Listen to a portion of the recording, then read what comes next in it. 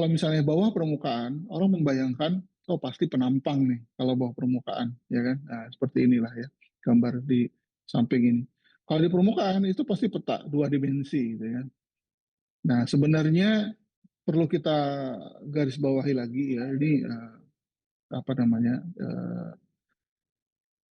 intinya yang saya akan sampaikan. Model, nah kita berbicara model. Kalau kita menggunakan pendekatan spasial, artinya itu berupa data ya, data yang diolah pada model. Model itu hasilnya berusaha berupa peta. Model di eh, manajemen magister bencana terutama itu dibagi menjadi tiga biasanya model itu.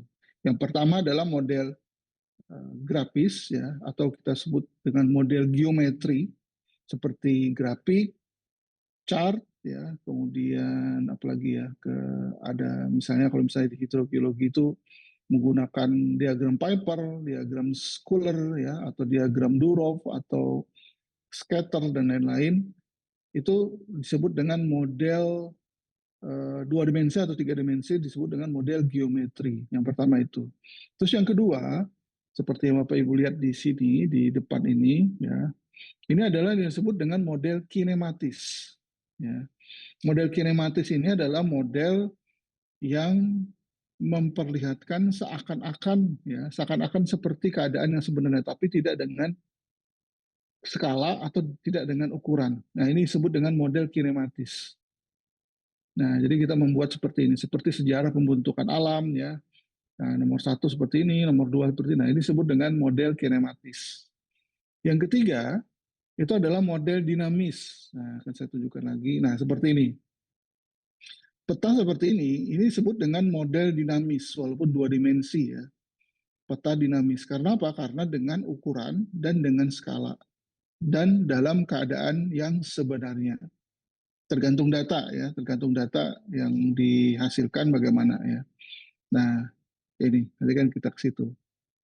Baik. Yang ketiga model tadi, model geometri, model kinematis, model dinamis.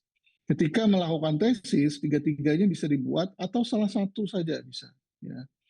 Jadi beda ya antara penggunaan pengolahan data dengan model. Ya, nah itu dipisahkan dulu. Penggunaan data itu bisa data spasial ya atau data non spasial. Kalau data spasial kita bisa menggunakan apa kita bisa meneruskan ke model dinamis ya ke model dinamis seperti ini. Nah ini model dinamis namanya peta-peta seperti ini model dinamis.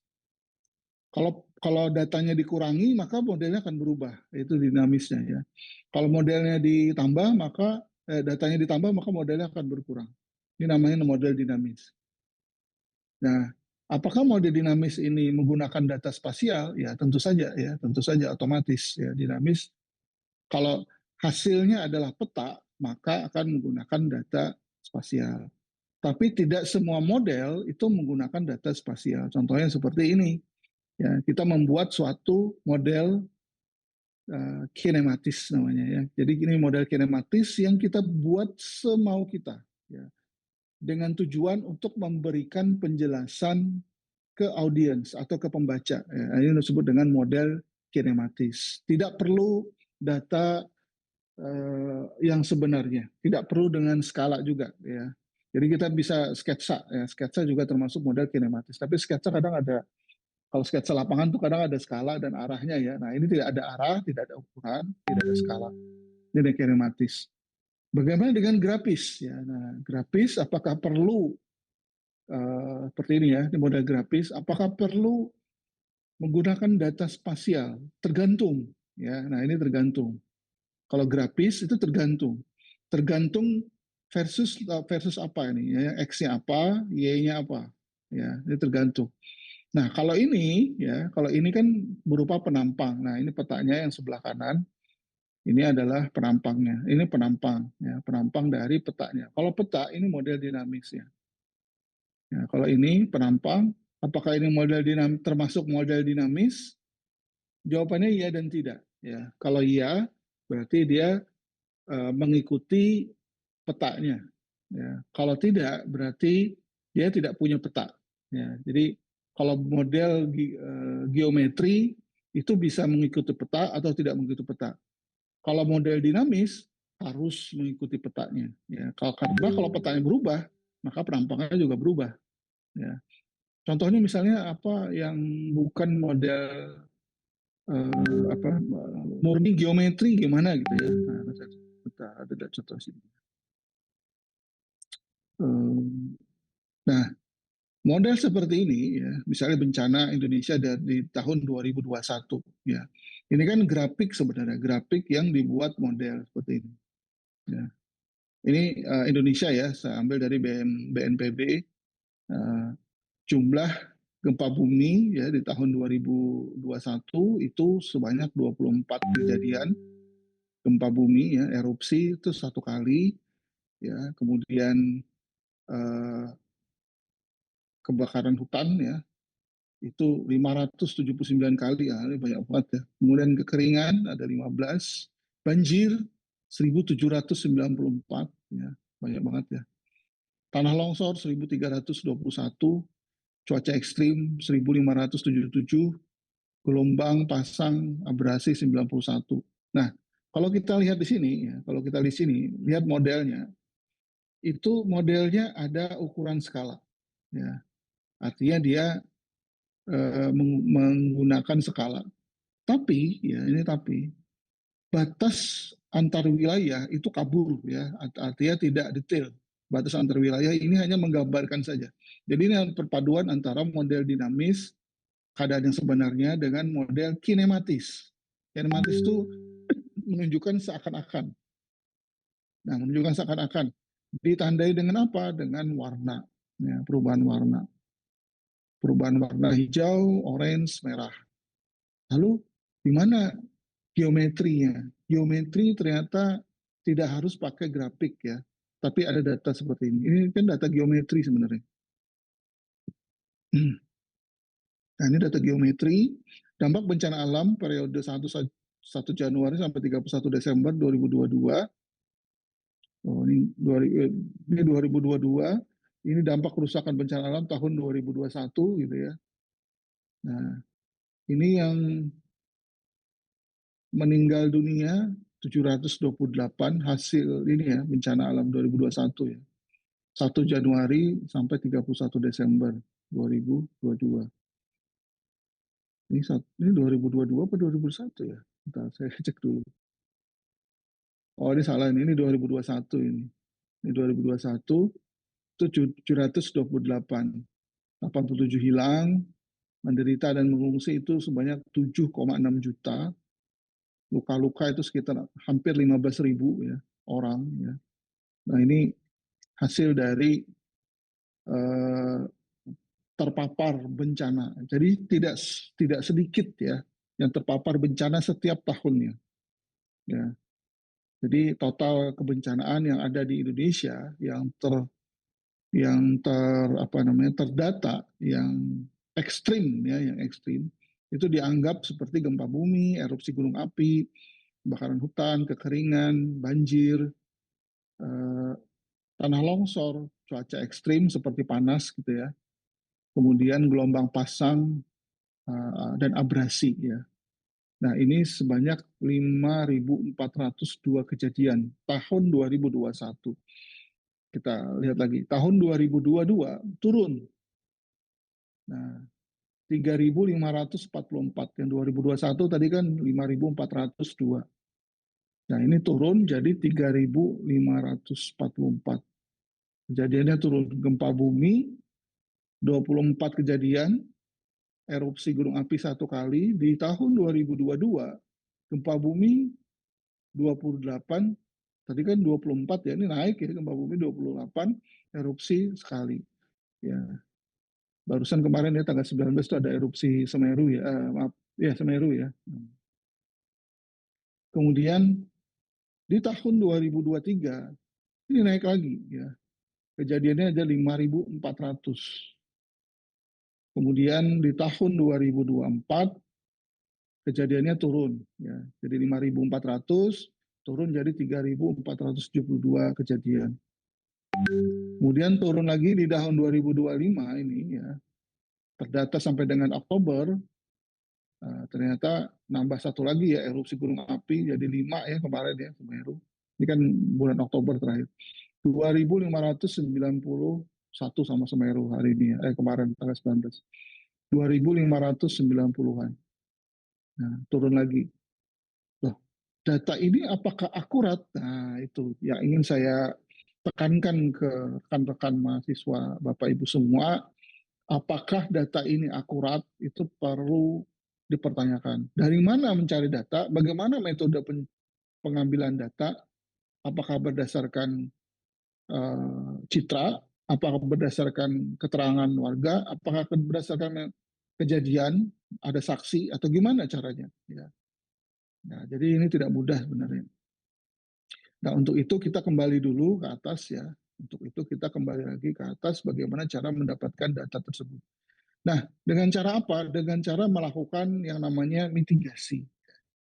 Dengan melakukan namanya mitigasi berbasis wilayah. Jadi setiap wilayah itu mempunyai BPBD ya, mempunyai Badan Pengawas Kebencanaan Daerah yang ditugaskan untuk melaporkan ya, pelaporan apakah di daerah yang menjadi kewenangannya itu terjadi kejadian atau tidak. Ya. Kalau terjadi kejadian, maka harus dilaporkan. Ya. Nah, ketika dilaporkan, tentu saja ada yang disebut dengan salah satu parameternya adalah risiko hidrologis. Ya. Salah satu potensi kerugian akibat kejadian ekstrim, ya, hidrometeorologi ekstrim seperti banjir, kekeringan, limpasan permukaan dan lain-lain yang berhubungan dengan air, ya. Hidrologis itu yang berhubungan dengan air di permukaan maupun di bawah permukaan. Kekeringan ini kan di bawah permukaan juga ya. Nah, jadi risikonya itu fungsi bahaya dikali kerentanan dibagi kapasitas ya, kapasitas daerah dalam atau kapasitas suatu daerah dalam mengampu atau apa ya istilahnya, dibebani dibebani bahaya dan kerentanan tersebut. Kerentanan ini artinya rentan terkena atau rentan terdampak ya. Kalau rentan, kalau bahaya itu sudah jelas pasti terdampak ya. Nah, kalau ini kan kerentanan ini eh, rentan artinya kemungkinan besar akan terdampak. Nah, kemudian kapasitas ini artinya yang menopang ya, yang menopang apa namanya. Jadi semakin besar kapasitas daerah dalam hal menopang kejadian misalnya kekeringan ya, kekeringan atau banjir. Daerah sudah punya SOP atau standar operational prosedur bagaimana cara menindaklanjuti kejadian banjir. Seperti yang terjadi misalnya di Yogyakarta jarang ya kebanjiran. Saya di ibu kota di Jakarta, ada daerah-daerah tertentu di Jakarta Utara itu terutama, itu sudah tahu eh, tim-tim ya, tim-tim BNPB di daerah bagaimana kalau terjadi hujan yang terjadi intensitasnya lebih dari 3.000 mm per cm kubik gitu ya. Mereka langsung SOP-nya sudah langsung bergerak. Ya, pasti banjir. Nah, artinya mereka udah tahu risikonya. Ya, jadi semua itu dihitung berdasarkan metode tertentu, ya, metode tertentu. Pertanyaannya adalah ini ya, ada exposure, hazard, dan vulnerability. Nah, pertanyaannya adalah siapa ya yang melakukan mitigasi tersebut, ya, yang melakukan perhitungan risiko tersebut siapa, gitu kan? Permasalahannya siapa? Permasalahannya itu ya, apakah pegawai negeri atau PNS ya, atau pegawai swasta atau relawan gitu kan? Nanti akan kita jawab ya. Baik. Nah, setelah dilaporkan kejadian tersebut, suatu kejadian atau suatu apa namanya data didapatkan dari masing-masing daerah, maka dilakukan yang namanya identifikasi risiko, tingkat dilakukan level risiko ya, ini identifikasi wilayah dengan risiko lebih tinggi. High risk yang merah biasanya gitu ya, yang menjadi perencanaan tata ruang, kemudian Dari resiko ini kemudian di-overlay-kan ke tata ruang, ya, ke tata ruang. Nah, dari tata ruang ini pastinya sudah tahu, bukan pasti ya, dilakukan yang namanya manajemen evakuasi. Ya, evakuasi itu ke arah mana? Titik-titik evakuasi di mana? Di suatu daerah itu pasti ada titik-titik evakuasi ya, seperti ini. Kemudian menentukan prioritas, intervensi dan kesiapan. Nah, tentu saja yang menangani siapa tadi ya, tanda kutip dulu ya. Yang menangani tadi siapa, maka dia harus menentukan prioritas karena seperti kita tahu tadi ya, kejadian per tahunnya ya, per tahunnya di 2021 untuk banjir saja itu 1.794 kali kejadian. Kalau dibagi 12 bulan, berarti berapa itu? Lebih dari 100 kali dalam satu bulan kebanjiran ya. Luar biasa ya. Indonesia ya. Uh, tanah longsor 1.300 kali ya. Kalau dibagi 12 bulan ya lebih dari 100 kali kejadian tanah longsor setiap bulan. Dan itu banjir dan tanah longsor sendiri aja dua kejadian ini ya. Ya, dua kejadian ini saja, ini pasti memakan korban, ya, memakan korban. Nah, terus garis bawahi bencana alam ini dianggap sebagai kejadian yang terjadi secara alami, ya, bukan kegiatan manusia. Seperti misalnya kebakaran, ya. Kebakaran itu bisa terjadi konsleting listrik di rumah, gitu kan. Nah, itu dianggap kelalaian. Kelalaian siapa? Kalau bisa kelalaian yang punya rumah, atau kelalaian ketika instalasi listrik, ya.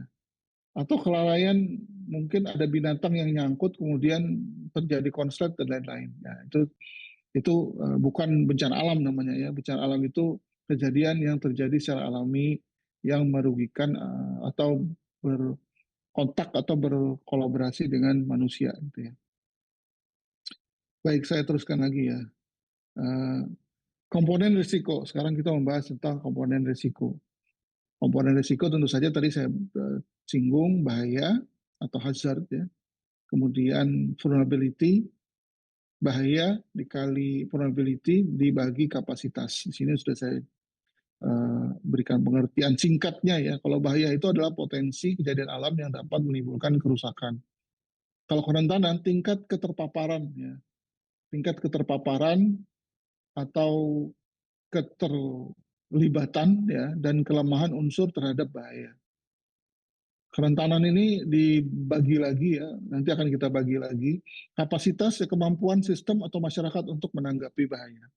Indonesia ini unik ya, ketika terjadi banjir, karena saking sudah biasanya setiap tahun ya, sehingga mentalnya sudah ini ya, apa istilahnya itu, sudah teruji ya. Ya banjir ya gitu aja sudah ya. Tapi ketika ada beberapa teman kita dari luar ya, kolega kita ada yang dari Jepang atau dari Eropa ya, dari Belanda, itu datang melihat langsung, mereka shock gitu kan. Shock itu bukan karena kejadiannya. Dia ketika datang itu saya saya tanya bagaimana banjir di dia bertanya, Anda kok biasa-biasa saja gitu. Are you okay gitu dia. Apakah Anda baik-baik saja? Apakah saya mengalami suatu apa ya istilah itu, suatu shock yang berlebihan sehingga tidak merasakan apa-apa lagi gitu kan. Karena banjir itu bagi orang luar itu sangat kejadian luar biasa ya. Saya tidak tampilkan data di sini ya. Kejadian di Jepang saja banjir itu setiap tahun itu artinya banjir yang berinteraksi atau ber apa namanya sampai mengganggu masyarakat di Jepang gitu kan. Itu hanya maksimal 5 per tahun, bayangkan. Hanya kejadiannya hanya 5 saja. Itu pun jumlah penduduknya di bawah 100, artinya memang tidak diprioritaskan ya. Banjir di Jepang itu setiap tahun hanya 5 saja. Kita ini 1.700. Dan kejadian banjirnya itu benar-benar meluluh lantakkan jalan, masuk ke rumah, menghabisi semua aktivitas ya seperti sekolah ya non aktif, rumah sakit, puskesmas non aktif karena banjir kan ya. Kemudian kantor-kantor itu non aktif semua. Dan orang Indonesia itu dia bilang, wah luar biasa sambil bertepuk tangan gitu ya. Wah hebat, hebat orang Indonesia ya. Nah ini yang saya bilang, Indonesia itu tangguh di kapasitas, ya. Tangguh di kapasitas, di capacity ya. Nah, yang dulunya kita belajar ke Jepang, belajar ke Eropa ya, menangani masalah banjir, sekarang ini Bapak Ibu ya, sekarang ini mereka datang ke Indonesia rame-rame ya. Itu hari ini ya, minggu kemarin ya, itu ada dari Jepang itu mencoba menghubungi saya ya, lewat WA lagi ya. Kan Jepang tidak pakai WA untuk berdiskusi mengenai masalah kejadian erupsi gunung api yang ada di Yogyakarta. Karena apa? Karena ya udah kita biasa sudah biasa gitu ya, sudah biasa mengalami kejadian-kejadian yang berinteraksi dengan alam seperti ini gitu ya. Nah, cuman ya kita itu eh, jadi karena sudah terkesan sangat biasa, kemudian warga juga sangat murah, pemurah ya, sosialnya itu sangat bagus-bagus ya Indonesia itu ya. Kalau ada kejadian maka warga sekitar yang tidak tidak terimbas bahaya maka akan membantu ya, membantu bahkan menyiapkan rumahnya untuk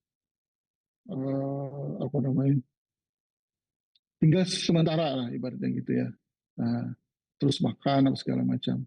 Nah, ada cumannya tadi saya bilang cuman dari data seperti ini ya, dari data seperti ini ya, sebenarnya saya tidak ingin menyinggung siapa-siapa ya di pemerintahan. Dari data seperti ini kan ini kan sudah berulang-ulang ya, sudah berulang-ulang datanya juga seperti ini. Nah, tahun 2025 juga luar biasa ya.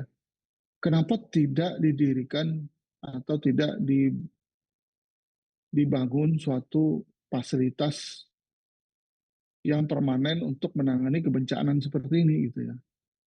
Itu sudah berapa kali kita usulkan, bahkan sampai presentasi di DPR ya, di bidang 7 sana, itu yang ya salah ya itulah dia susah ya. Jadi kita susah sekali menembus hati mereka ya, susah sekali ya. Jadi BPBD di Yogyakarta juga tidak bisa karena anggaran itu tergantung dari DPR ya yang mengusulkan ke pemerintah agar anggaran kebencanaan di Indonesia itu ditambah. Tapi selalu pertanyaan ini diutarakan apapun proyeknya itu semua anggota DPR itu bertanya untungnya buat kami apa. Nah itu yang saya sangat sayangkan ya. Maaf ya yang keluarganya anggota DPR tolong sampaikan ke sana. Maksudnya apa gitu kan? Pernyataan seperti itu apa gitu ya. Untungnya buat kami apa? Maksudnya gimana? Untungnya buat kami apa? Artinya proyek yang ini kan kemanusiaan ya. Kemanusiaan itu adalah invest. Nah ini yang mereka, nah ini yang saya jelas balik lagi ya ke awal tadi. Antara orang yang sekolah dengan orang yang tidak sekolah, nah itu.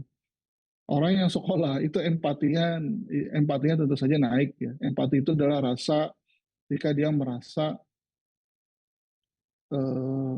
lah ya, seperti misalnya orang buang sampah sembarangan, kalau hati kita merasa itu kan salah, nah, itu empati. Nah, ketika kita bertindak, kita menegur atau membuang sampah yang dia buang, itu namanya simpati gitu ya. Nah, empati itu adalah rasa ketika kita merasa satu. Nah, perlu kita tekankan bahwa kemanusiaan itu adalah investasi jangka panjang. Jadi yang kita selamatkan itu adalah anak-anak aset bangsa ya. Jadi anak-anak aset bangsa.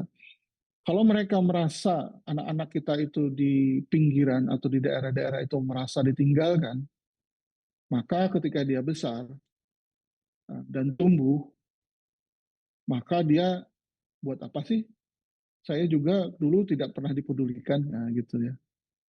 Jadi akan tumbuh seperti itu. Makanya di sekolah kita tekankan terus ya, terutama mahasiswa S1 itu kita apa istilahnya kita paksa ya ke pikirannya gitu ya, kita suntikan empati-empati yang bersifat supaya mereka merasa bahwa eh, kemanusiaan itu adalah eh, investasi bangsa jangka panjang gitu ya. Oke, kita balik lagi ke keilmuan. Nah, di sini kenapa saya bercerita seperti ini karena di magister itu harus berpikir kritis ya. Jadi saya tidak akan kapasitas saya tidak akan berbicara seperti ini, tidak akan lewat dari ini kalau bukan magister gitu ya. Nah, jadi kapasitas seorang magister gitu ya, kapasitas seorang mahasiswa magister itu mampu ya, mampu me, apa namanya, meningkatkan dalam memahami kalau masuknya ke badan manajemen risiko adalah memahami suatu siklus. Siklus itu kenapa disebut dengan sistem? Karena ada siklus ya. Kenapa disebut siklus? Kembali lagi karena ada sistem di sana. Nah, kemampuan mahasiswa dalam membuat suatu membuat atau merancang ya, atau merancang suatu sistem untuk menanggapi bahaya gitu ya. Nah, itu kaitannya dengan mahasiswa. Kalau kemampuan daerah yaitu sistem daerah ya, daerah misalnya Yogyakarta, misalnya daerah Sleman dalam menanggapi misalnya erupsi gunung api Merapi. Bagaimana cara menanggapi erupsi? Tahun 2010 kejadian sekitar jam 11 malam ya, 2010 itu hari Sabtu kalau tidak salah ya. Tiba-tiba terjadi ledakan guntur yang luar biasa. Rumah saya di Candi Gebang ya, di utara utara utara dari Condong Catur, utara dari kampus UPN ya, di Candi Gebang. Tiba-tiba saya dihampiri mobil BNPB, digedor, kaget saya langsung keluar. Ada apa? Mana api meletus? Langsung, waduh, langsung ambil backpack, ambil helm, ambil rompi, langsung pasang sepatu, ambil baju. Jadi belum saya pakai tuh baju, langsung masuk ke mobil BNPB, langsung naik ke atas Merapi ya. Untuk apa gitu kan? Nah itu dia. Untuk menanggapi ini tadi kapasitas kita sebagai petugas ya, petugas pengawas yang melakukan pemetaan di daerah Merapi karena artinya terjadi suatu kejadian maka yang bertugas dalam hal memitigasi itu adalah yang sudah ditetapkan oleh BPBD. Salah satunya adalah satu, ya, nah ini yang saya cerita siapa saja itu ya. Satu itu adalah pemerhati ya, atau misalnya saya langsung saja lah ya, dosen-dosen yang bergerak di bidang ilmu kebumian. Ya, itu otomatis itu, ya, otomatis harus bergerak ya. Jadi saya udah bukan dari mahasiswa ya, saya mahasiswa teknik geologi, kemudian berkecimpung di sebenarnya saya tidak konsentrasinya tidak di manajemen risiko ya, konsentrasinya di hidrogeologi ya. Nah, tapi karena ilmu kebumian baik itu UPN ya, di negeri itu di geologi apa Fakultas Teknologi Mineral itu yang ada geologinya, tambang, minyak itu kan sedikit ya di Jogja ya. Nah, itu otomatis langsung bukan hanya dosennya tapi juga seluruh mahasiswanya yang sudah ibaratnya yang apa ya, kalau bukan volunteer ya, kalau mahasiswa baru ya tentu saja jangan gitu ya yang sudah itu yang sudah inilah yang sudah pernah melakukan aktivitas yang serupa atau sudah semester 5 atau semester 6 gitu ya. Bukan hanya mahasiswa S1 tapi juga mahasiswa S2 ya. Bukan hanya mahasiswa S2 tapi juga mahasiswa S3 yang bergerak di ilmu kebumian itu otomatis karena di Yogyakarta itu ada skep gubernurnya sendiri ya untuk itu. UGM ada ya. Jadi hanya UPN, UGM, ilmu kebumian juga ada. Jadi UGM, UPN. Kalau hanya mengandalkan BNPB daerah atau BPBD, aduh BPBD itu hanya berapa orang sih ya? Paling ada 20-an ya, 25 orang paling ya. Nah, PMI bergerak juga gitu ya. Nah, semuanya berkolaborasi ya. Nah, BPBD akan di atasnya kan BNPB, kemudian berkoordinasi dengan eh, militer. Militer juga salah satu yang bertugas di situ. Kepolisian juga bertugas di situ. Ya harusnya ya apa? Harusnya berkolaborasi ya. Tapi karena kejadian, maka kita ada SOP-nya sendiri ya. Jadi kita SOP-nya yang pertama itu adalah kalau bapak-bapak nanti kita atau apa bapak-bapak dan ibu-ibu ya, bapak dan ibu kalau nanti suatu saat Merapi meleduk gitu ya, yang pertama kali dipastikan adalah keluarga kita tidak terpapar. Kemudian setelah itu baru kita melihat kewajiban kita yaitu melihat area sekitar ya, area sekitar apakah aman apa tidak. Itu perlu juga dilaporkan karena kita harus melaporkan. Dengan cara apa? Dengan cara mendokumentasi, dengan cara memvideo ya karena itu berupa data ya, data.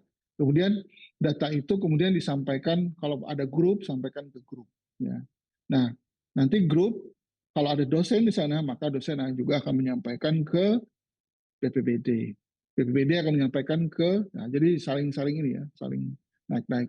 Maka akan di BPBD dan BNPB nanti akan menyusun rencana strategis ya. Nah, untuk SOP-nya itu dulu mendokumentasi atau mencari mengambil data. Kemudian kalau ada paparan atau terpapar, maka yang pertama kali adalah menyelamatkan jiwa.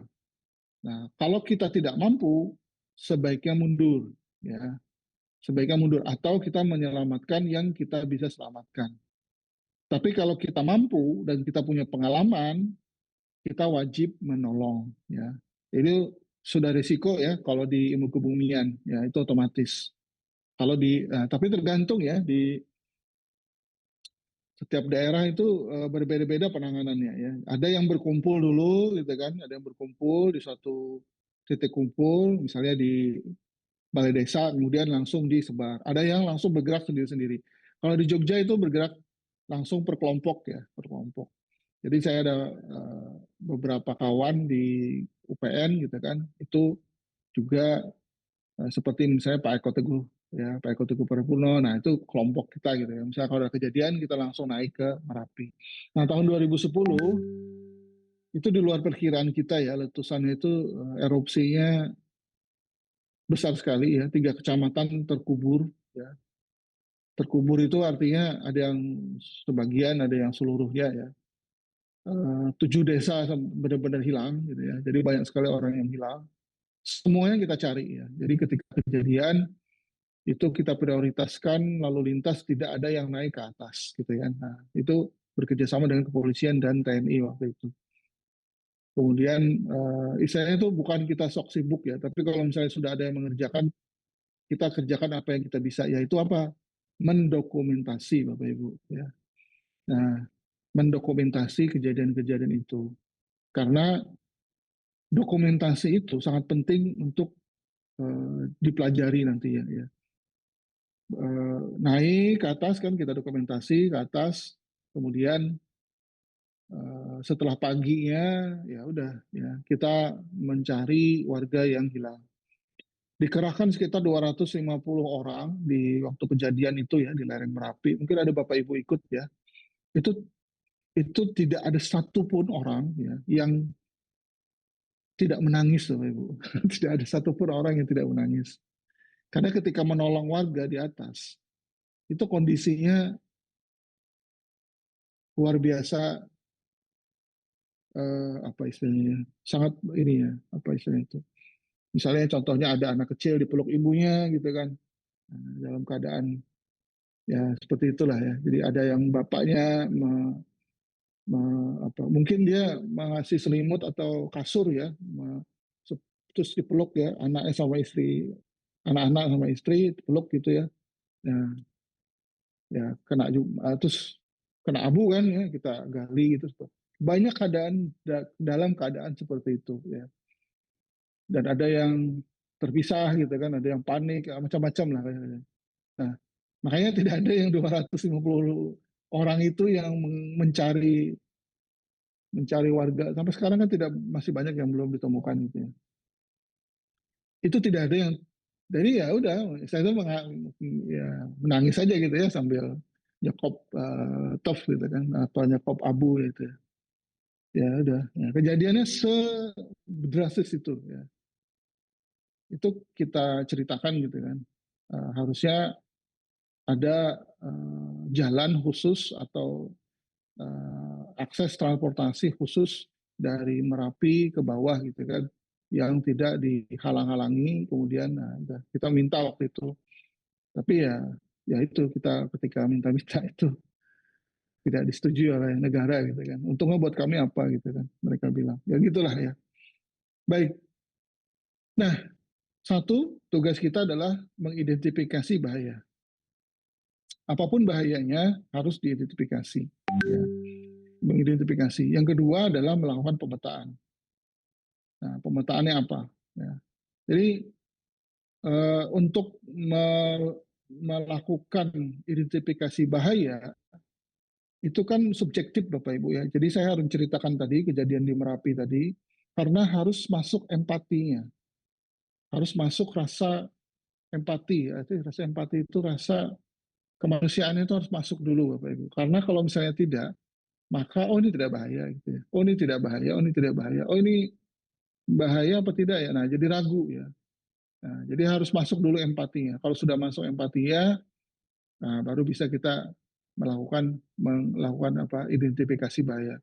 Nah, identifikasi bahaya, apakah kita ranking itu, kita langsung ke ini ya, pemetaan kerentanan ini ya, itu pembobotan, apakah itu low, very low, low, rendah, sangat rendah, atau sedang, moderat, ya, atau sangat tinggi kerentanannya ya. Misalnya ini terjadi kejadian banjir ya di area ini. Kejadian banjir di area ini, nah, di mana kejadiannya yang paling terpapar, yaitu harus eh, kita survei di lokasi kan.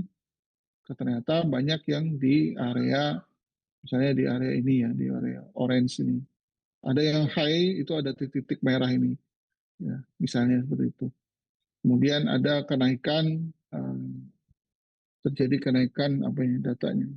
Jadi dibikin juga grafik seperti ini, kemudian bikin peta untuk indeks mitigasi bahayanya.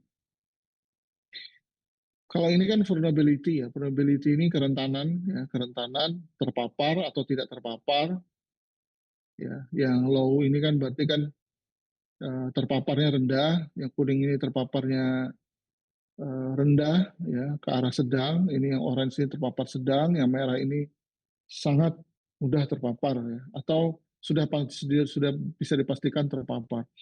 Kemudian ada istilah kapasitas, ya, kapasitas kesiagapan warga atau kesiagapan daerah dalam menindaklanjuti kejadian. Ketika kejadian, bagaimana tindakan warga? Ya, ada yang high, ada yang low. Ya.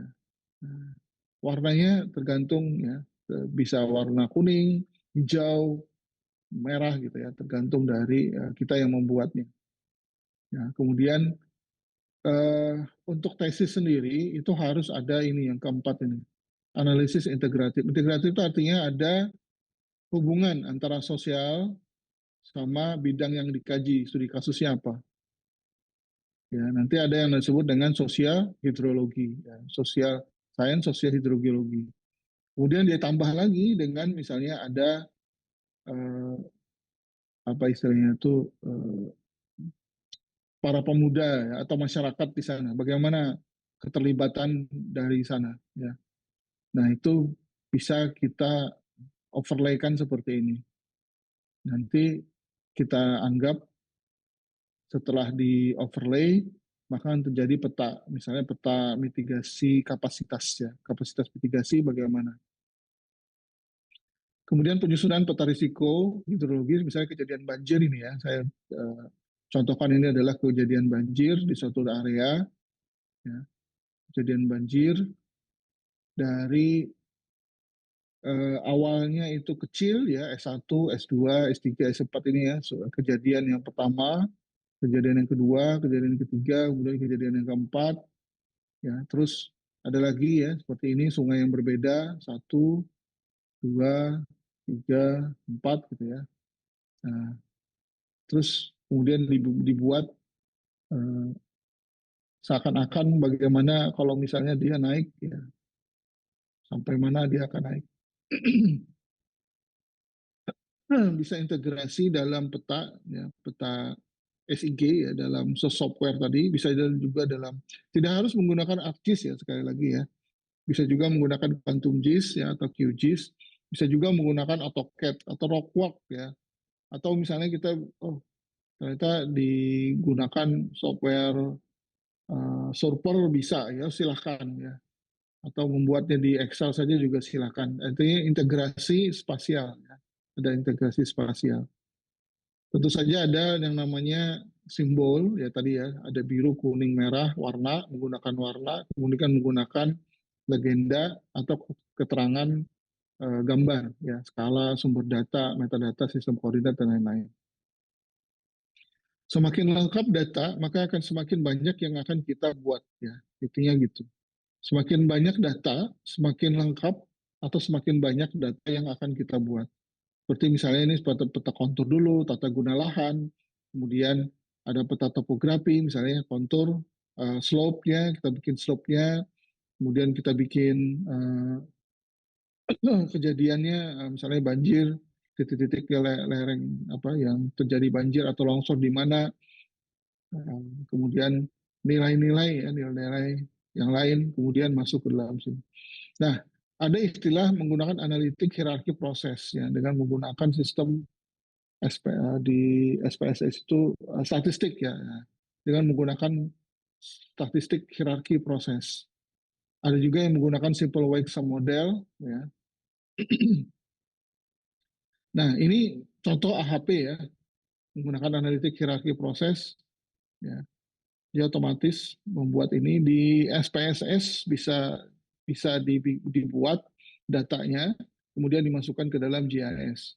Nah, kalau WSM ini bisa juga di GIS langsung, ini bisa ya dipakai. Ya, yang paling lengkap memang software GIS ya. Data yang digunakan macam-macam ya. Bisa untuk spasial itu bisa diambil dari data digital elevation model SRTM atau dari LIDAR ya. Curah hujan itu bisa di-download, tata guna lahan juga bisa di-download ya. Kemudian data sosial ekonomi juga bisa di-download di Badan Pusat Statistik ya. Yang mungkin agak susah itu adalah mendownload ini. DEM ini ada yang dalam resolusinya 30 meter, ada yang 90 meter. Kalau LIDAR ini terbatas ya. LIDAR ini ada yang dibagi, ada yang berbayar gitu ya. Nah, tidak harus dengan menggunakan DEM, tapi kita juga bisa menggunakan peta Landsat misalnya ya. Biasanya digunakan Landsat 7 dan Landsat 8. Itu gratis itu downloadnya. Kalau misalnya menggunakan Landsat 8, itu ada band 8-nya, itu band pankromatik, resolusinya sudah 15 meter. Baik, klasifikasi tingkat resiko, tadi ya warna, ada warna, ini contoh ya gambarnya. Kemudian ada kategorinya, biasanya hijau itu rendah, kuning itu sedang, orange itu tinggi, merah itu sangat tinggi ya. Jadi nilainya itu bervariasi tergantung dari klasifikasi yang ingin kita ambil di mana.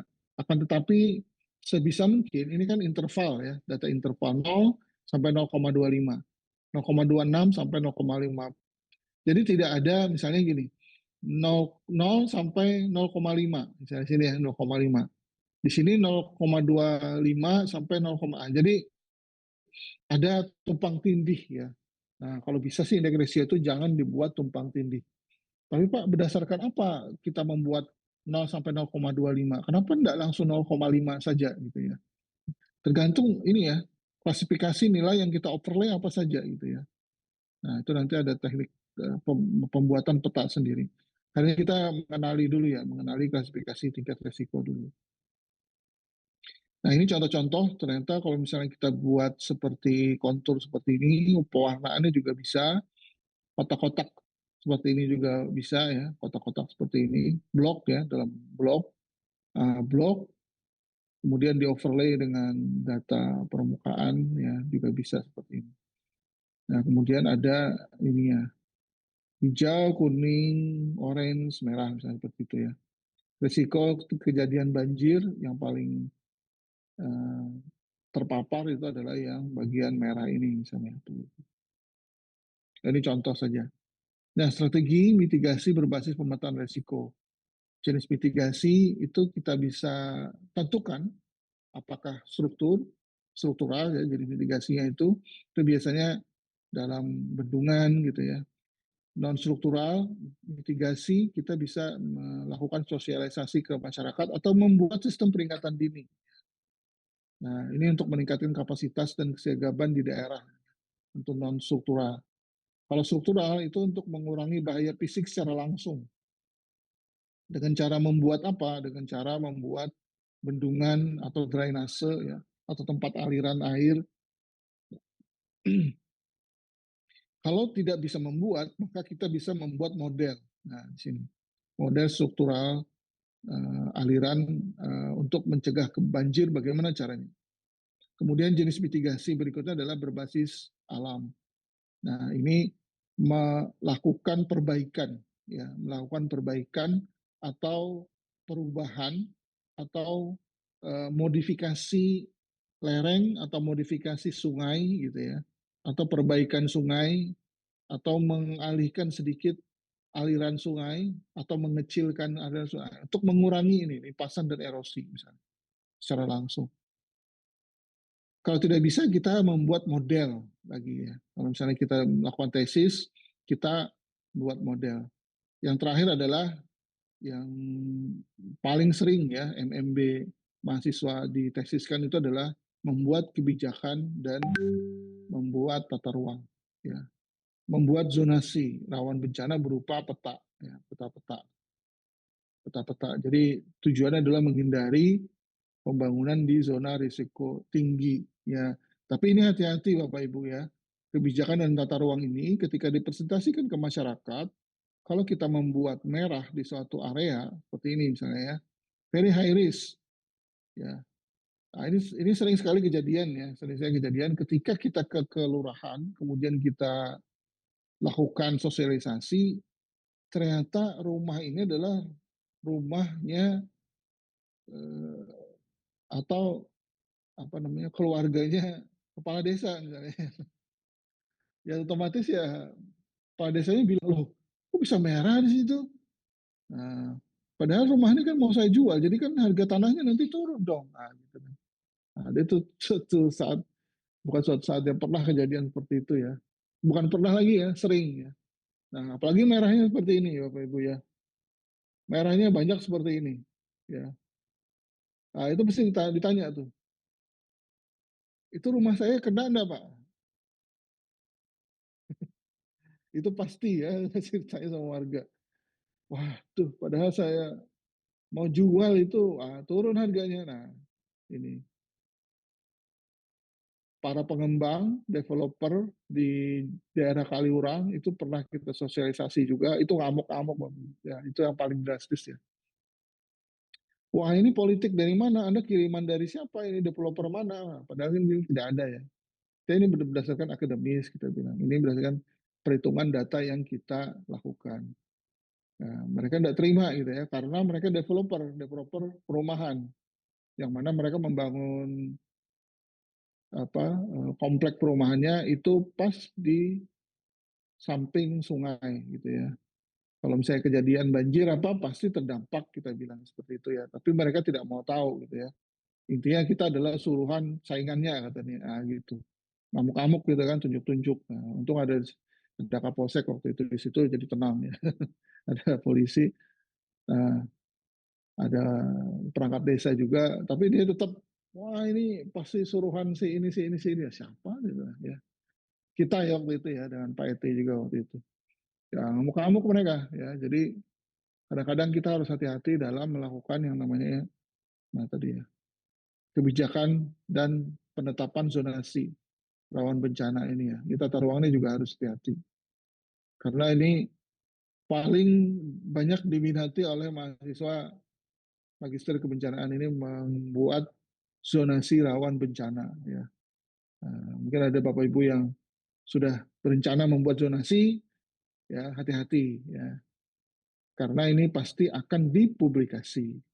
Kalau tidak mahasiswanya, dosennya yang akan ke area itu untuk melakukan sosialisasi. Ya. Kalau tidak mempublikasi secara sosialisasi, maka akan dipublikasi secara tertulis. Tertulis pasti akan dikirimkan ke area itu, ke daerah sana.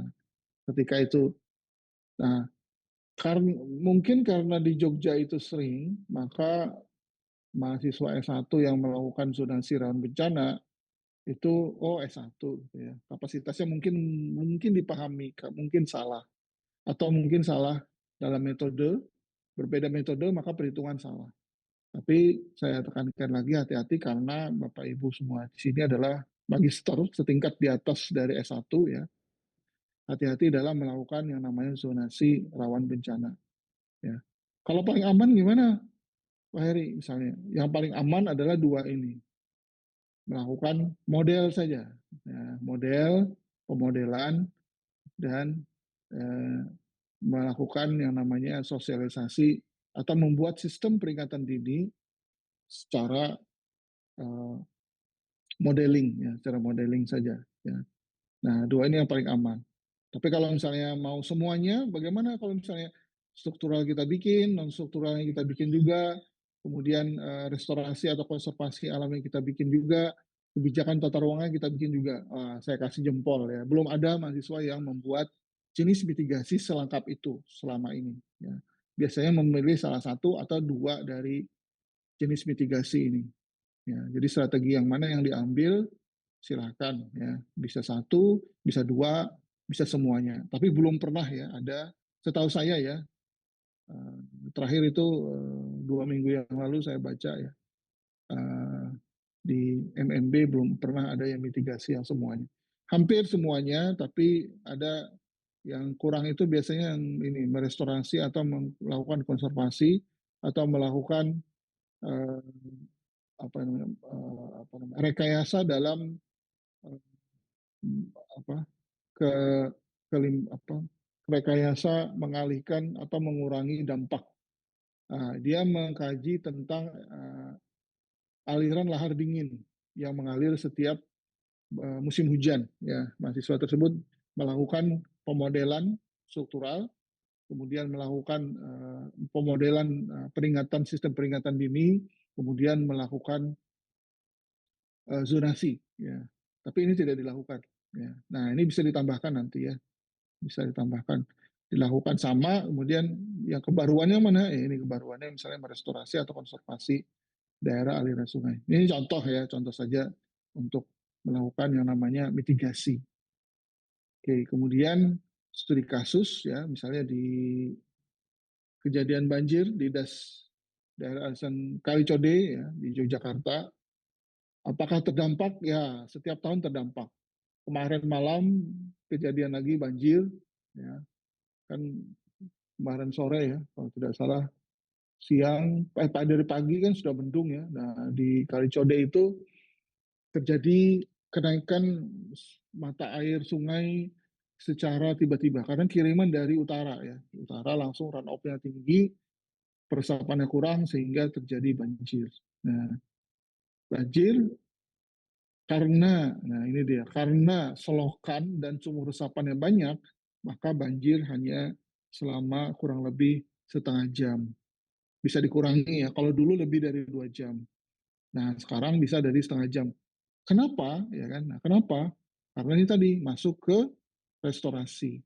Ya, apa namanya? Masuk ke rekayasa. Ya, bisa di sini ya. Rekayasa itu bisa di sini juga. Kalau dua ini kita padukan, kemudian dilaksanakan, maka jam jam panjang kejadian, panjang-panjang banjir, maka akan turun. Sama juga di utara UPN itu setiap kali hujan maka akan banjir di sana. Maka kita bekerja sama dengan BPPD membuat sumur resapan di setiap 50 meter. Hasilnya adalah signifikan ya, lumayan signifikan. Bisa mengurangi yang bisa 1 jam tergenang, bisa langsung 15 menit saja tergenang gitu ya. Jadi kalau jadi langsung masuk ke dalam sumur resapan, langsung Izin masuk Pak, ke dalam. Oh iya, silakan. Pak izin bertanya terkait tadi zona rawan bencana itu kalau tujuannya dibuat zona tapi untuk apa pemetaan Hmm. perbaikan bagaimana Pak? Kan tadi kan katanya Ya, rawan ya. bisa. Nah Oh, ini dalam oh hal ya, ini jadi gini saya ya, kan ya ya betul. ya saya kan ini kebetulan tesis saya kan mengarah ke yang seperti ini. Saya kerja di TPA Piyungan, Pak. Kemudian arahan tesis saya Oh adalah ya, betul. ya Oh. arahan tesis saya adalah ke banjir lindi. Nah, jadi di TPA Piyungan itu lindi Hmm. kan ditampung di IPAL. Terus dari pengolahan IPAL Hmm. sampai ke sungai itu ada melewati drainase sepanjang 2 kilometer. Nah, saya rencananya Hmm. mau membuat seperti ini zonasi rawan bencana, titik-titik mana yang rawan karena kan yang dilewati 2 kilometer itu ada persawahan, ada sumur warga, rumah warga. Nah, saya rencananya Iya, mau membuat betul. zonasi rawan bencana, tapi tujuannya untuk mitigasi perbaikan di tahun-tahun selanjutnya untuk Berikutnya, perencanaan betul. perbaikan seperti itu. Itu Oh. mohon arahannya, Pak. Ya, ya. Saya setuju, Bu. Misalnya itu memang harus perlu dilakukan penelitian itu ya. Jadi yang namanya pencemaran itu kan pasti dirasakan secara langsung oleh warga ya. Nah, jadi se jadi ya, jadi ada beberapa hal yang saya tekankan lagi ya. Mungkin saya belum sempat tekankan. Jadi gini, Bu. Contoh sebelum kita ke ini ya, ke banjir lindi ya. Contoh misalnya terjadi gerakan tanah atau longsor ya. Terjadi gerakan longsor gerakan tanah atau terjadi longsor saya di daerah Gunung Kidul. Kemudian kita melakukan sosialisasi ke warga bahwa ada titik-titik lokasi yang akan mungkin terjadi lagi, gitu kan. Dari mana taunya? Nah, hasil dari pemetaan. Hasil dari pemetaan kemudian kita lakukan zonasi. Nah, tentu saja kita hitung faktor keamanan lereng dan lain-lain. Jadi gitu kan. Nah, kemudian kita sampaikan ke warga. Eh, Tetap saja Bu, ada 50% dari warga yang, oh begitu ya, berarti di sana berbahaya. Berarti saya harus pindah Pak. Ya sebaiknya ya. Jadi kan ada zona kuning, ada zona merah. Kalau di zona merah, sebaiknya. Eh, tapi ada yang juga tidak terima karena, saya tidak bisa pindah karena tempat saya ya di situ. Kalau saya pindah nggak ada tempat lain gitu kan. Kalau saya jual lahan saya pun saya tidak akan bisa beli lagi gitu kan. Alasan macam-macam. Uh, jadi apapun hasilnya Bu, apapun hasilnya itu harus kita sampaikan ya kan. Kebenaran itu harus kita sampaikan. Jadi itu satu Bu ya. Jadi secara sosial human apa ya, human ora apa ya. Ya secara sosial itu harus kita sosialisasikan secara apapun yang kita dapatkan, ya kan? Apapun yang kita dapatkan hasilnya nanti, apakah daerah tersebut tercemar rendah, tercemar sedang, atau tercemar tinggi. Kemudian kita beritahu juga kalau di daerah situ tercemar rendah, maka akan menjadi seperti apa? Misalnya air tanah akan berbau misalnya. Kalau tercemar sedang, maka air tanah pasti tidak akan bisa digunakan sama sekali, apalagi tercemar tinggi, misalnya seperti itu ya. Nah, jadi banyak mahasiswa S1 kita juga yang melakukan pemetaan di sekitar situ ya Bu, ya mungkin Bu Saliana juga tahu mengambil apa namanya titik-titik mengambil sampel di sekitar TPA Piungan untuk mengkaji secara geokimia apakah daerah-daerah tersebut mengalami pencemaran atau tidak. Ternyata di luar perkiraan kita, Bu. Ternyata di daerah Piungan itu secara kimia ya, anion dan kationnya itu masih masuk kategori air bersih, bukan air minum ya, masih air bersih. Tapi, nah di sini dia, ketika kita cek biologinya, nitrat dan nitritnya itu tinggi sekali, Bu. Nah itu harus kita sampaikan kan apa adanya. Nah itu kita ambil sampai ke area atas, Bu, ya, sampai ke area. Jadi penelitian itu ada 3 mahasiswa, jadi daerah TPA Piungan itu sampai ke area dekat ini, dekat desa Pengkok ya di atasnya itu sampai ke area sana. Jadi kita pengen tahu kan sub recharge-nya itu kan daerah atas ya, daerah Gunung Kidul kan, recharge-nya kan ngalir ke bawah airnya. Nah itu kita ambil untuk data kuantitas air di permukaan dan data kuantitas air di bawah permukaan. Nah, kalau Gunung Kidul itu adalah sub recharge, artinya kan pengisian kan di situ. Pengisian air tanah kan di situ, kemudian dia mengalir ke bawah sampai ke arah ke bawah Piungan. Nah, ketika air tanah melewati Piungan, baik itu di permukaan maupun di bawah permukaan gitu kan. Kalau dia mengalir, kalau hujan terjadi kan otomatis kan kontak dengan TPA ya. Kemudian dia mengalir kemudian dialirkan ke saluran saluran air yang kemudian dibersihkan gitu kan. Nah, tapi saya belum lagi survei ke sana, Bu. Nanti mungkin kalau misalnya bisa saya nanti jangan coba jalan-jalan ke sana nanti. Uh, Pertanyaannya adalah apakah dampak yang kita hasilkan gitu kan, apakah mempengaruhi warga gitu ya? Apakah mempengaruhi warga ketika kita melakukan zonasi rawan kontaminasi seperti itu? Ya tentu saja berdampak ya ke warga, itu pasti. Kita saja misalnya di rumah kita gitu dinyatakan bahwa rumah kita adalah zona merah. Nah, kita kan pasti marah ya, bukan pasti marah ya, pasti nggak tenang lah ibaratnya. Oh, kita dinyatakan zona merah ya sama Rosiliana ya. Gimana ini? Apa kita pindah aja ini? Ya, itu. Pasti ada perasaan seperti itu. Nah, itu yang kedua. Terus yang ketiga adalah ini, Bu. Nah, untuk itu ada yang namanya rekayasa, ya kan?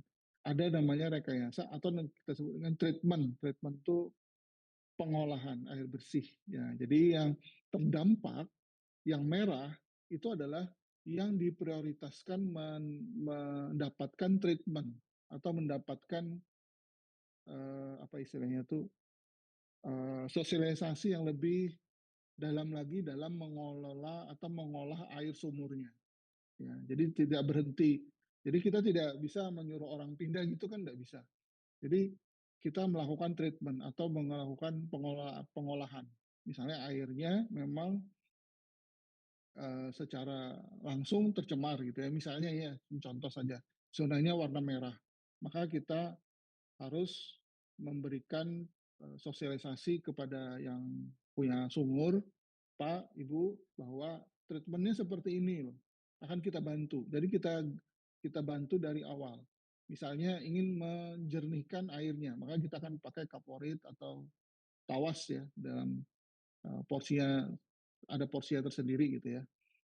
Kaporit, tawas, masukkan ke dalam drum dulu, masuk sumur, masuk ke drum dulu, di kaporit tawas, kemudian turun. Nah, kemudian tunggu pH-nya sampai netral. Nah, baru dimasukkan ke dalam tandon air, misalnya yang bersih tadi. Misalnya contohnya seperti itu, Bu ya. Uh,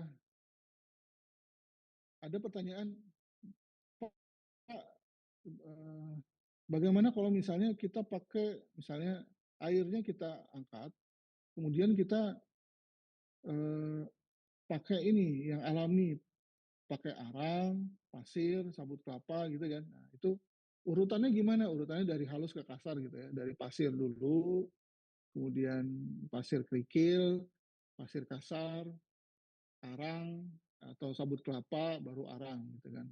Nah, bawahnya nanti kita kasih lempung sedikit ya, atau sil ya, atau lanau lah ya, baru tuh bisa jernih.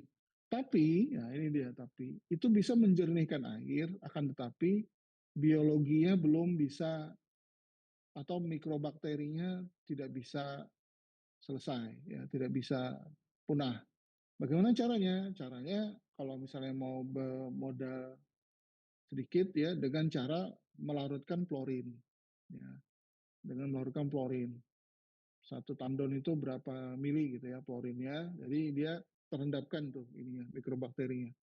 Kemudian jangan lupa juga di tandon itu dikasih semakin banyak mikrobakteri di dalam air sumur, maka nyamuk juga akan semakin banyak. Jadi nyamuk itu dia tahu daerah-daerah yang banyak mikrobakterinya karena sebagai makanan jentiknya. Ya. Jadi kita sediakan juga apa ebet itu ya obat jentik itu. Nah, jadi ada treatment-treatmentnya ya. Jadi kita lakukan sosialisasi untuk treatment di daerah zona merah, zona orange. Nah, itu kan spesial dari zona situ kita lakukan sosialisasi, kita kumpulkan gitu kan. Biasanya ada dharma wanitanya atau pemuda-pemuda di situ Karang Taruna yang bisa mengumpulkan warga-warga. Ini yang terdampak yang merah gitu. Dan sosialisasi itu saya pikir yang paling efektif sementara ini ya. Kalau sosial media saya pikir bisa juga kita kasih tahu, tapi kalau misalnya sosialisasi itu biasanya kita langsung kenalan ya sama warga yang terdampak langsung. Kemudian kita berikan langsung penyuluhan bagaimana treatmentnya gitu kan. Jadi tidak harus pindah, tidak harus dijual rumahnya gitu ya. Tidak harus berbahaya, tapi bisa di treatment, artinya bisa direkayasa. Seperti itu juga misalnya tanah longsor. Ada daerah-daerah tanah longsor. Gimana Pak? Ini kan rumah saya di atas, longsor di bawah. Ini sudah miring, Pak. Kalau sudah miring gimana ya? Susah juga, Pak. Tapi ya kalau misalnya mau jangka pendek, maka kita lakukan namanya kita bronjong gitu ya. Atau kita semen ya, lereng di bawahnya. Ya sering sekali seperti itu ya. Jadi gotong royong, dibronjong gitu kan. Kemudian untuk aliran air itu dimasukkan pipa-pipa supaya airnya keluar ya, tidak jadi jenuh di lereng itu. Mungkin itu penjelasan singkat dari saya, Bu ya. Insya Allah mungkin mudah-mudahan membantu. Jadi apapun metodenya, jenis mitigasi tata ruang untuk zonasi dilakukan saja, apapun metodenya, kemudian pasti akan menghasilkan zona di mana itu zona hijau, zona merah. Nah, tapi gini, maksud saya gini, nah tadi ya. Nah ini, kenapa bisa merah? Ya, karena nilainya ini, Ibu. Ya, kita bermain di nilai ini. Kenapa bisa merah? Karena di nilai ini. Bisa saja tidak ada yang merah, gitu kan? Bisa saja orange. Jadi tingkatan ini adalah tingkat nilai indeks risiko yang dikeluarkan oleh BNPB dan Kementerian PU SDM ya. Kementerian SDM juga nomor 17 kalau tidak salah itu ya, lupa saya. Nah, itu ada penentuan nilai indeks risikonya. Kalau kita berdasarkan hukum, berdasarkan bukan hukum ya, berdasarkan indeks yang ditetapkan pemerintah nilainya, itu otomatis kita bisa ini ya, bisa berdalih, oh ini nilainya ini kenapa merah? Karena 0,76 sampai 1 misalnya berdasarkan eh, Permen PU nomor 17 2018 misalnya seperti itu ya contoh. Jadi 2021 apa ya kalau salah. Nah, jadi ini loh berdasarkan ini. Jadi warnanya merah gitu kan. Tapi jangan khawatir, itu bisa di konservasi atau di rekayasa atau di treatment gitu ya. Nah, mungkin ada lagi yang ingin tanya. Oke, mohon izin Pak Eri. Ya, monggo Pak Subandi. Nggih, nyambung tadi Bu Kak Ros ini ya. Gini Pak, ini kan kita ini kan melakukan penelitian ilmiah, Pak, ya. Betul. Iya. Jadi kayaknya gini,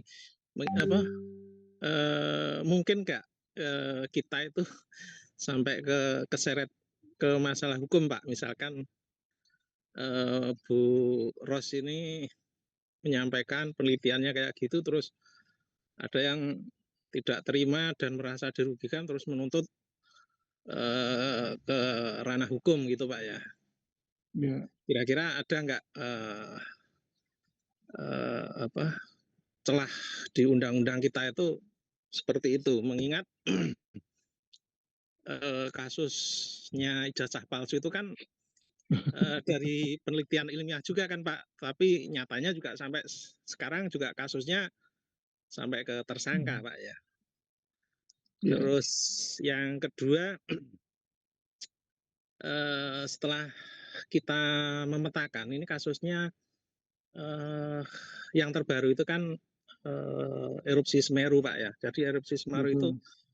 erupsi yang sebelumnya itu lumayan besar juga dan itu sudah dipetakan. Terus kalau nggak salah desa di daerah Supiturang itu dulu sudah korban itu ya. Terus masyarakat itu mendiami lagi di situ dan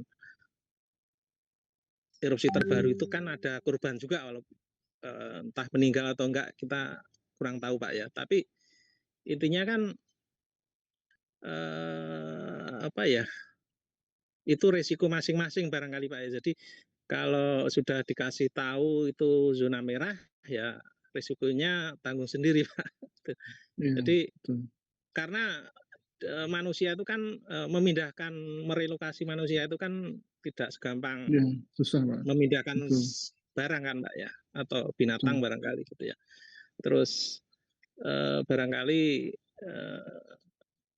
tidak ada pilihan masyarakat itu di satu daerah itu memang dia itu memang harus hidup di situ, Pak. Kalau nggak di situ ya dia mungkin bisa mati juga, Pak, gitu ya. Jadi Betul. pikiran dia itu lebih baik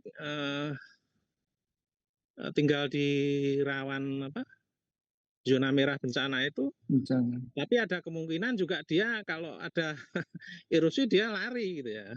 Jadi masih ada kemungkinan hidup, tapi kalau dia tinggal di tempat lain dia mungkin justru malah nggak bisa hidup, Pak. Barangkali seperti itu prinsip mereka gitu. Mungkin itu, Pak, pemikiran saya, Tambahan. mohon Iya, betul. pencerahannya nggih. Terima kasih, Pak Ya, Eri. sama-sama Pak Bandi. Terima kasih diingatkan. Baik, pertama gini Pak. Menurut Undang-Undang Pendidikan, selama masih berlabel mahasiswa kita dilindungi undang-undang apapun hasil penelitian kita, Pak. Jadi kita tidak bisa dituntut hukum.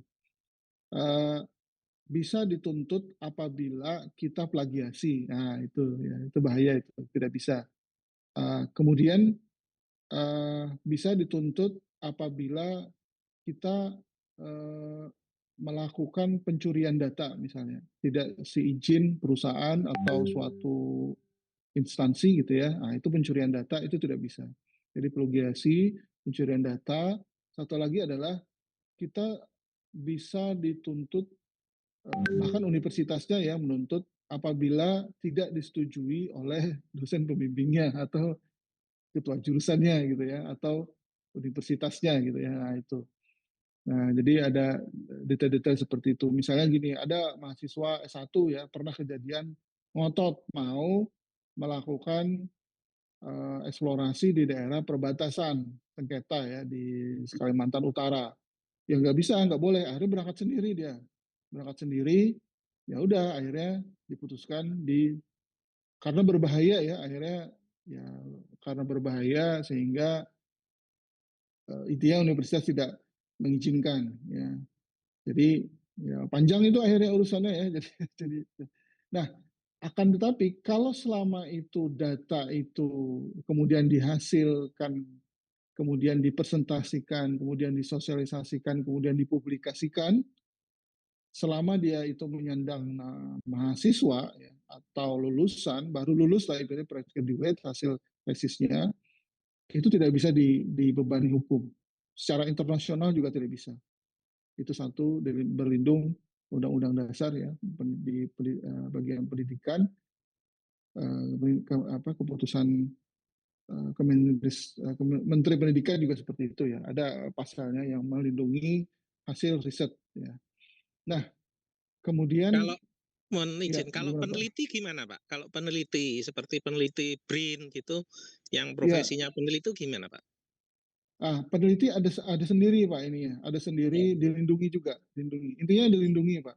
Hasil penelitian apapun itu bisa eh, dipublikasikan, apapun itu.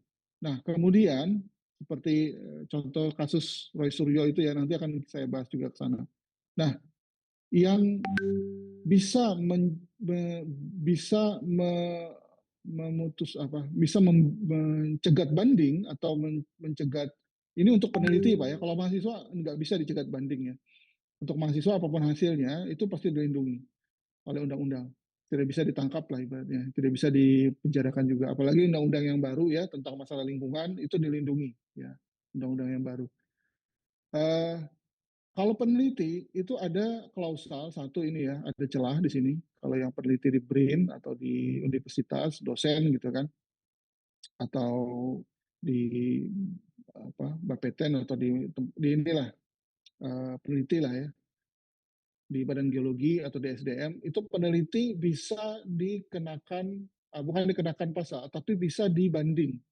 Dengan cara apa? Misalnya gini, dia melakukan penelitian, misalnya di daerah Bu Ros ini ya, bahwa daerah tersebut adalah tercemar. Tapi, nah ini dia, ada misalnya nih, ada saingan Bu Ros di sana juga melakukan penelitian yang sama, dengan melakukan metode yang sama, mengambil sampel yang sama, di hari yang sama, mendapatkan hasil yang berbeda.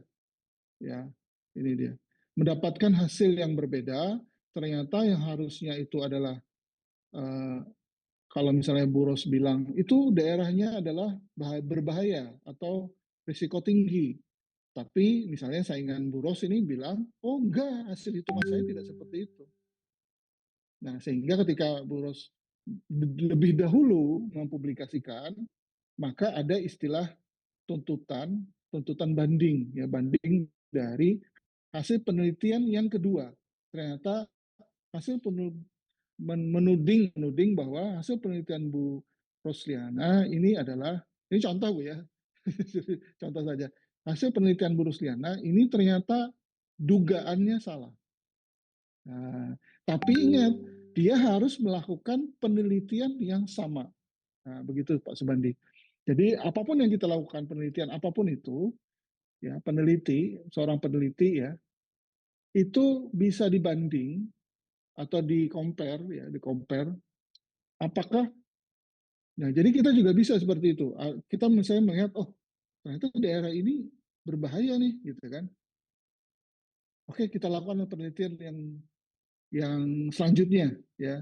Misalnya tadi ya eh, daerah Semeru ya, misalnya erupsi, kemudian kita lakukan pada waktu yang berbeda. Kan waktu yang dulu kan pernah terjadi, kemudian sekarang kejadian lagi. Itu kemudian kita bandingkan, itu tidak bisa karena waktunya beda. Ya. Jadi aman, Mbak. Jadi celahnya tuh sangat susah di dimasuki kalau soal itu. Nah, bagaimana dengan yang Roy Suryo? Ya, ini dia. Roy Suryo itu kan peneliti dia. Kemudian dia bisa dijadikan tersangka, ya. Nah, makanya dia tenang-tenang aja, Pak. Sampai sekarang kan tidak masuk sel dia ya. Kenapa? Karena dia peneliti.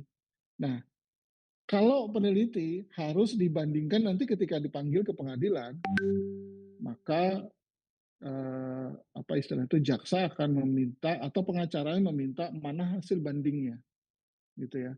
Kalau misalnya ijazah Jokowi itu tidak palsu, mana kalau dia asli, mana buktinya atau mana penelitiannya. Kalau memang itu tidak palsu. Nah, itu kan sangat sangat susah sekali dibuktikan itu ya. Makanya kan sekarang muncul apa itu politik sih Pak ya, ranah politik ya. Jadi dia dijadikan tersangka itu kan karena tersangka saja kan Pak. Jadi istilah itu belum diputuskan bersalah. Tapi kalau misalnya benar-benar diputuskan bersalah, oh berarti hukum memang benar-benar bisa dibeli Pak. Jadi peneliti. Jadi kita kan melakukan penelitian, benar enggak ya ijazah Jokowi itu palsu atau asli? Kita lakukan penelitian ya, penelitian A, B, C, D, semua metode kita tempuh, hasilnya kita publikasikan atau kita plorkan ke masyarakat. Ada yang protes tuh, silahkan diprotes, silahkan dilaporkan. Nah, setelah dilaporkan, ya tentu saja ada dugaan bahwa penelitian tersebut bisa salah. Nah, tapi ketika diadakan persidangan, maka hakim akan menanyakan mana lawan dari penelitiannya Roy Suryo yang menyatakan ijazah asli. Kalau tidak ada, maka ya udah kasus dibatalkan. Biasa kan itu sudah berapa kali ya saya mengikuti juga ya. Kalau tidak salah sudah yang ketiga ini Pak ya, sebagai tersangka ya. Ketiga atau yang keempat ini ya. Jadi ketika persidangan kasus dibatalkan gitu kan. Nah, bahkan terakhir itu yang ketiga ya, berarti ini yang keempat. Yang ketiga Jokowi sendiri kan yang mengajukan keberatan ya atas penelitian itu. Nah, akhirnya setelah dikasih tahu bahwa sidang akan dilaksanakan seminggu lagi, maka Jokowi dikasih tahu sama pengacaranya tidak ada data penelitian yang menyanggah hasil penelitiannya Rosuyo atau menyatakan ijazahnya asli, itu tidak ada. Akhirnya Jokowi langsung membatalkan ini kan, membatalkan tuntutannya. Karena kalau misalnya terbukti bahwa tidak ada sanggahan di sana, nah udah berarti kan memang ijazahnya palsu gitu kan. Tapi saya tidak tahu ya, ini cuma ini aja ya. Apakah asli atau palsu, ya itu nanti urusan di akhirat lah. Biar dihisap di sana. Nah, itu Pak. Jadi itu kemudian untuk relokasi area kebencanaan, relokasi itu penting karena yang namanya gunung api mau dimodifikasi seperti apa, mau lari modifikasi seperti apa, gimana ya? Susah juga Pak ya. Benar Pak, saya sependapat sama Bapak. Jadi yang harus kita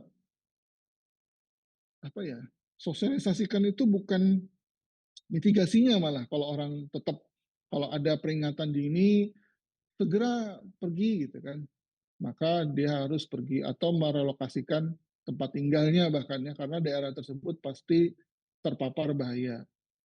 Nah, tapi karena memang ya saya juga pernah ke area situ, kan banyak orang Madura Pak ya di sana ya. Nah, di sana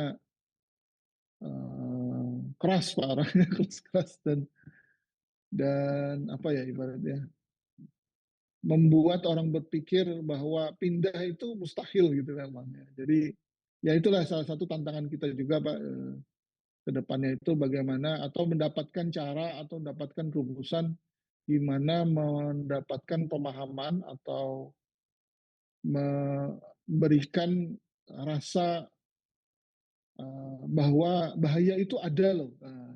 Bahaya itu ada loh Pak gitu kan. Bahaya itu ada loh Bu. Misalnya gitu. Itu yang memang susah Pak. Kita dari sekarang juga memberikan pemahaman ke warga itu repot. Sebagai contoh begini Pak ya. Kita ke Banjarnegara itu sering sekali kemudian menanam apa namanya pipa PVC unting itu ya. Kalau dia bergerak maka akan bunyi ya, bunyi bunyi seperti mainan itu ya. Nah, itu artinya lerengnya bergerak. Setiap pagi jam 5 subuh awalnya gitu kan. Itu berbunyi, harusnya itu segera dilaporkan ke desa. Tapi dibiarkan.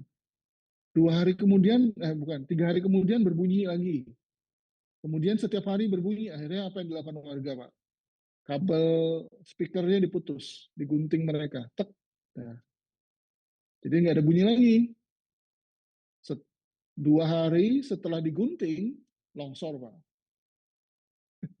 Untungnya tidak ada korban jiwa ya, longsornya bergeraknya pelan gitu ya. Tapi ya udah rumahnya kan, nah, itu yang kita hadapi itu seperti itu. Harusnya ketika berbunyi itu ya udah kita sudah persiapan menyelamatkan diri dulu gitu kan. Kalau misalnya tanahnya belum bergerak, mungkin bisa lah menyelamatkan beberapa harta benda di dalam rumah. Tapi kalau bunyinya itu sudah intens ya, bunyinya setiap 3 jam sekali, nah itu kan artinya bergerak terus tuh, bergerak terus. Ya. Nah, berbunyi setiap pagi saja, itu sering sekali itu alat itu digunting Pak sama warga. Apa kabelnya itu loh. Bahkan sekarang kita tanam pakai pipa besi, pipanya hilang Pak. Ya susah Pak, memang ya gimana ya permasalahan ya begitu. Kita ingin yang melakukan ini tadi ya mitigasi itu kan ingin melakukan rekayasa ya struktural, non struktural, edukasi ke masyarakat ini, kemudian istilah itu konservasi, kemudian membuat zonasi. Nah, zonasi pun biasanya kalau Bapak Ibu sudah pernah lihat ya di beberapa titik lokasi itu ada seperti mading ya, mading, kemudian ada peta. Ya. Nanti kalau Bapak Ibu malas nih sosialisasi ke warga, udah tempel aja di mading itu petanya, biar nanti orang kan melihat kemudian membaca siapa yang bikin ini, ya kan? Bikin ini namanya ya kontak personnya ada, silakan hubungi email misalnya kalau tidak mau telepon. Nah di email nanti ada tuh yang menghubungi. Pak tolong Pak diberikan waktu untuk sosialisasi mengenai peta yang ditempel misalnya seperti itu. Nah itu bisa diatur waktunya dengan warga. Jadi tapi istilahnya itu memang beberapa masyarakat itu kalau sama sih Pak ya, di Jawa, di Sumatera, di Kalimantan, Sulawesi, di Nusa Tenggara, itu bahkan di luar negeri pun sama Pak. Tapi yang membuat kita hebat itu di mata luar adalah kejadian-kejadian bencana alam di Indonesia, kan banyak sekali nih Pak ya, Bapak Ibu. Kejadian-kejadian bencana alam, saking banyaknya, saking seringnya kita melihat, jadi biasa saja gitu ya. Oh, erupsi ya, oh, udah gitu kan lewat saja. Tapi kalau orang luar melihat ini, wah, wah, itu dia gitu kayak kayak wah, wah, wah. Ini ketua jurusan kita juga atau Bu Yohana kan nih kebanjiran email nih Bu, Bapak Ibu. Kebanjiran email dari luar negeri ingin membahas masalah Semeru. Ingin berkunjung, kapan, kapan, kapan, kapan bisa. Uh, Kenapa kapan? Karena mereka butuh undangan, ya kan? Kenapa butuh undangan? Karena kalau misalnya ada undangan, salah satunya itu adalah tidak usah bayar visa kalau undangan dan bisa tinggal lama di Indonesia kan lumayan. Terutama musim dingin seperti ini ya, misalnya di Eropa atau di negara-negara subtropis itu ya. Nah, ini banyak sekali nih email-email Bu Yohana ini atau Pak Jaka ya banyak nih yang minta ke Indonesia ini untuk diantar ke Semeru ya. Kemarin di Gunung Api di Sumatera itu ya, itu Pak ET itu, aduh, bentar antar lagi ke sana dari Jerman, bentar lagi dari antar sana, bentar lagi ke sana gitu. Nah, kalau misalnya Bapak Ibu bisa membantu, ya, kalau mau membantu ngantar ke sana, kita sangat berterima kasih Bapak Ibu. Nah, jadi itu ya. Baik, ada lagi Bapak Ibu yang ingin tanya ini nanti bahan akan kita di-share juga Bu di WA ya. Sebenarnya saya ingin ke arah ini ya, topik diskusi mengenai tugas, tapi nanti saja. Ini gampang lah ya. Intinya gini Bapak Ibu, eh, nanti besok itu kalau tidak salah pertemuan ke-14 ya, ke-15, berarti 2 kali pertemuan lagi. Nah nanti pertemuan terakhir saya minta dikumpulkan, mungkin eh, proyek kecil, yaitu membuat presentasi dalam bentuk format video saja ya. Bisa dibikin di Instagram, bisa ya atau di CapCut, bisa atau di Canva atau kamera biasa. eh, Suatu kasus di daerah Bapak Ibu, ya misalnya tadi di Bu Ros di daerah ini ya, TPA Piungan, suatu kasus pengenalan saja. Intinya atau proposal ingin mengajukan penelitian. Intinya gitu. Ada apa di sana? Kenapa harus dilakukan penelitian? Ya. Dan kira-kira bagaimana melakukan penelitiannya gitu ya. Jadi boleh slide PowerPoint, kemudian direkam kan di PowerPoint itu ada record ya, ada record suara, kemudian dibikin di PowerPoint, slide-nya dijelaskan mengenai suara, kemudian direkam, di save as di MP4 ya, biasanya di video. Nah, kemudian nanti dikirim tugasnya. Nah, nanti tugasnya dikirim ketika pertemuan ke-15 ya. Ini ke-13 ya, 14 ke-15, 2 minggu lagi ya berarti ya. Nah, itu tugasnya. Jadi tugasnya itu adalah membuat, bisa PowerPoint, bisa juga langsung bicara di depan video atau ditunjukkan areanya gitu ya. Misalnya ini daerah TPA begini, terus di sana alirannya, terus ini daerah-daerah terdampak gini. Nah, gitulah itu ya. Nah, eh, saya batasi saja videonya maksimal 5 menit Bapak Ibu ya. 1 menit, 1 menit paling pendek, maksimal 5 menit ya. Jangan panjang-panjang ya. Kalau dulu ada yang bikin sampai 20 menit. Kepanjangan loh Ibu ya. Jadi kira-kira ini bisa loh diteliti ini karena fenomenanya ini. Ini bisa diteliti karena masalahnya ini gitu ya. Jadi membuat saya memaksa Bapak Ibu untuk berbicara gitu ya, berbicara mempresentasikan keadaan yang sebenarnya di lapangan. Jadi kejadian yang kalau tidak bisa ditunjukkan maka dibuat PowerPoint-nya saja. Ya, foto-foto masukkan ke dalam PowerPoint. Kalau belum tahu apa yang ingin dilakukan, saya pikir sudah tahu lah ya ingin membahas apa ya. Kalau belum tahu, ambillah suatu kejadian, misalnya kejadian Semeru, atau kejadian banjir, atau kejadian tanah longsor, ya banyak ya. Atau kejadian di tambang misalnya ya, yang kemarin di Freeport itu, atau kejadian apapun yang dipropos atau diusulkan untuk dilakukan penelitian. Itu saja Bapak Ibu. Ada pertanyaan tentang tugasnya?